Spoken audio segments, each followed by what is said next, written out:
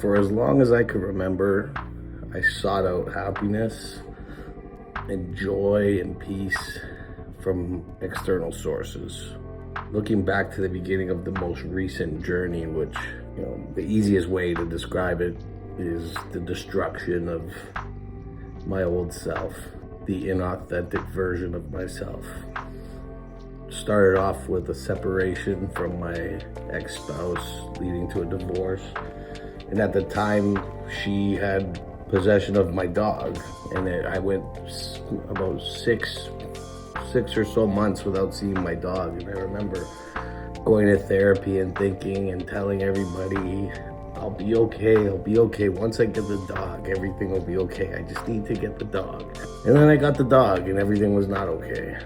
I just was still spiraling. And then it became, I just need this divorce to go through. Once this separation is settled and the divorce goes through, I'll be okay. And when it came through, I was still not okay. They were still there. There was still something there.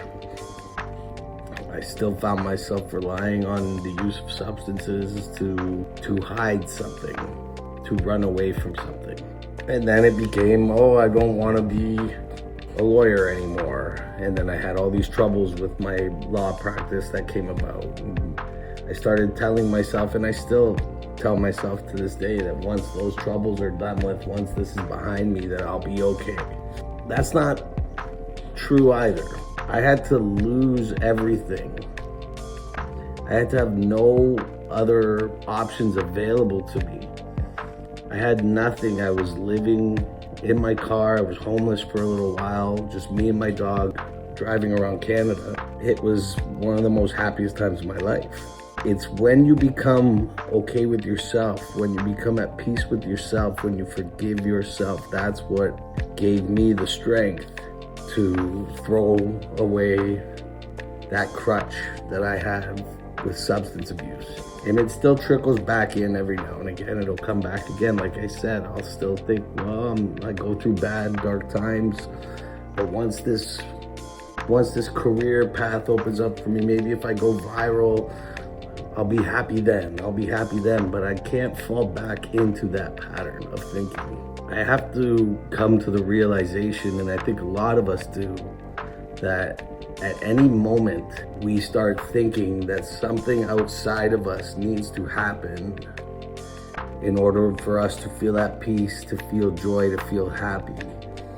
That is the moment to realize that you're not happy with yourself in this moment, that you're relying on something external, something outside of you to bring you joy, which is not possible. I'm looking at myself in this moment and saying, what is it about this moment that I'm not happy with myself about? Because I'm here. Why am I not enjoying this moment? And that's what allows me to self-reflect and realize that I'm focusing too much on the past, or I'm focusing too much on what I want the future to be. And when I make that realization, when I come to that realization, I could then come back to myself in the present moment and just enjoy myself. Because at that time where I had lost everything, that time where I had no money, I was living in my car, and then I lost my car and I was homeless.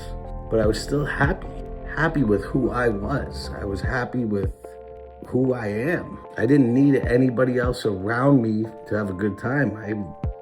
I think I'm the funniest person to hang out with. And I hang out with myself a lot, so I know. It's a hidden trigger that we don't realize we trigger ourselves a lot with. But we look outside of ourselves and we use it as an excuse to delay healing, to delay strengthening our core. Because it's one thing to heal from something, but it's a completely different thing to heal and then strengthen yourself to a point where you can't be hurt by that thing anymore. Right? You can heal yourself and then avoid those situations to ensure that you won't experience the same pain.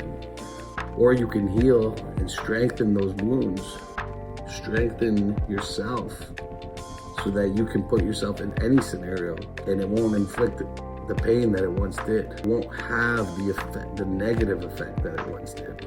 So if you're looking outside of yourself, if you're looking at, oh, once I get this promotion, once I get this job, once winter's over, once summer comes, once I move to this new location, if you are relying on that to be your source of peace, happiness, and fulfillment, then you're gonna have some negative feelings to look forward to when you get to that point and the feelings resurface. And I think it's that constant feeling of letting yourself down in that sense, that you put your faith in that this was the thing, this is what was gonna bring it to me, this is what's gonna make me feel fulfilled and happy, and then it doesn't happen. So you begin to lose faith in yourself, you begin to lose the ability to trust yourself.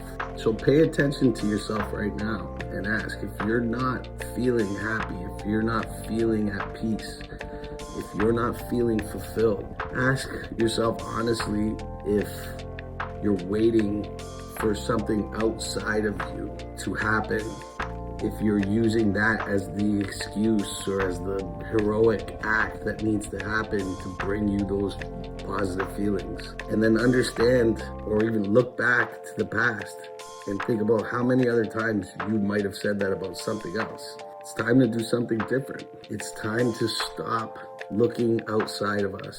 It's actually selfish of us to think that we don't need to give that to ourselves, it's selfish to think and to expect others and other things to give that to us. It's selfless to say that I don't need that from anybody else. You focus on you, I'll focus on me. And give yourself what you need. Give yourself the love that you crave. Give yourself the attention that you crave.